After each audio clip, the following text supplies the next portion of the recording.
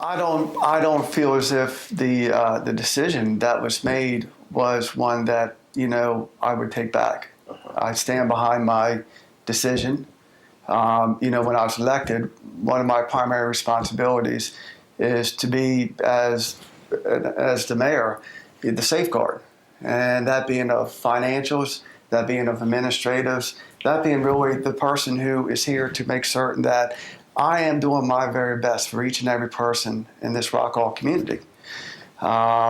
So proportion the decision I made to looking at the facets of the community, really two things were going on at the same time. There were, again, as I stated, I just don't make a rash decision. There had been conversations leading up to my decision, but yet at the same time, I was looking at things that could in turn improve, take a good town and make it better. Okay, so thank you for that.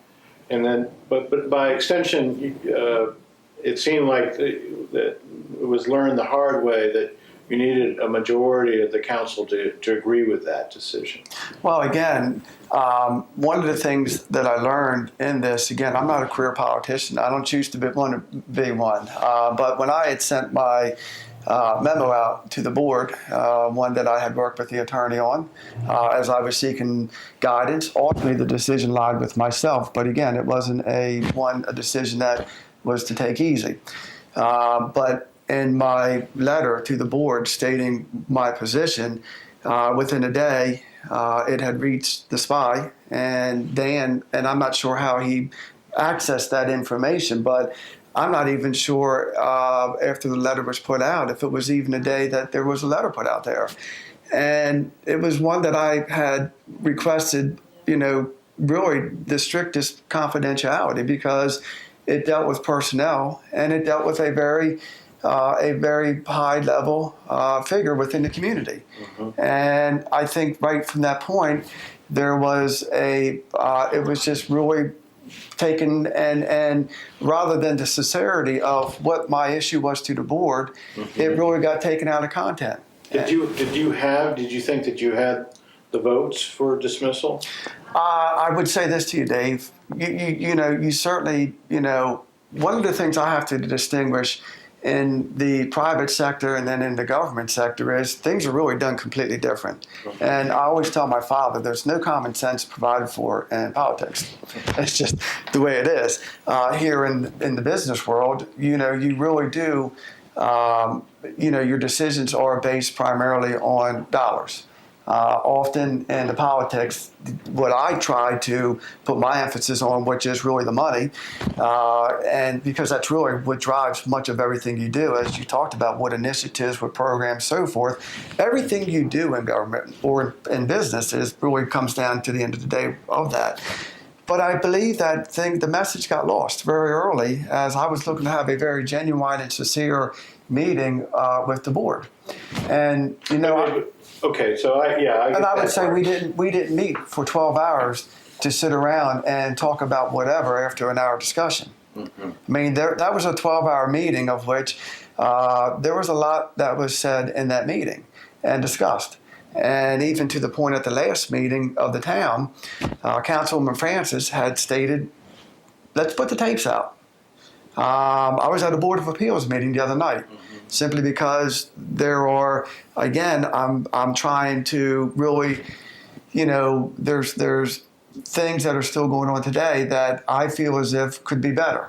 And that's one of my issues I had is our system is just, our management is not working well and it can be improved on. One of the things that I know in the business that I'm in, communication is a very critical thing.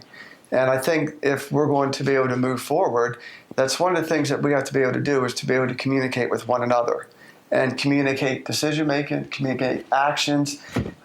It's the things that with that type of ability to debate substance, as this board then does, will or shall do, is what warrants a healing.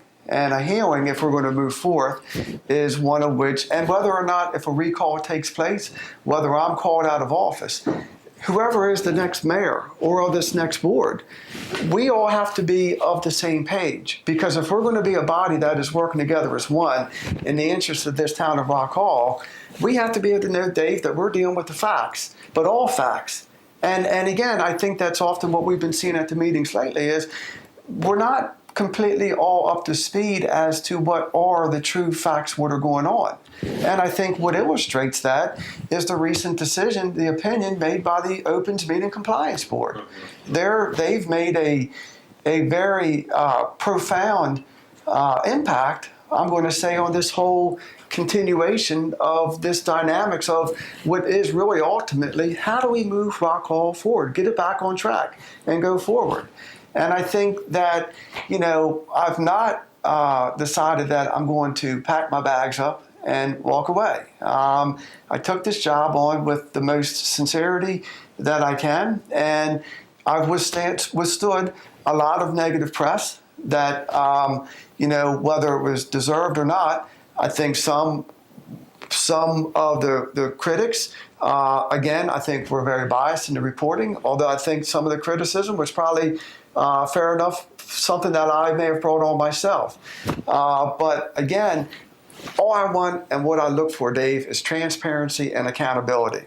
Again, I'll go back to the financials, and I'm not pointing the finger at anybody, but when the budget for the mayor is for the pension, which I'd really almost rather not have because it's more of a tax headache than actually having it, but it's minimal. But when it's $440 for the quarter and it jumps up to $1,300, we need to take a look. Well, first off, we should be advised of this leap in the line item, but that's reflective across the board of all line items. And I guess from my perspective, whether or not the town has really had a mayor that's come in there that really looks at this operation as a business.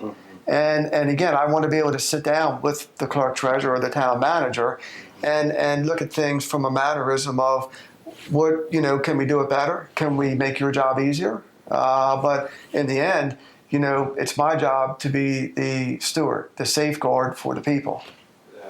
Well, I certainly appreciate the time that you've made available for us to talk. I think that, again, I think in both cases, I think, people really have been thinking what is going through the mind of the mayor of Rock Hall. And I think at the same time, probably people have said, the SPY may have leaned one way or another on this issue. And I look at this, Dave, as a good opener for a dialogue for future conversations. And I'm sure as you're probably traveling back to Chestertown, you're probably going to say, I should have asked the mayor that question. And I'm sure as you're probably heading back to town, I'm going to be sitting here saying, Dave, I wish I'd put this response out there. But, I just look at this as a good primer for what I hope to be further discussions, because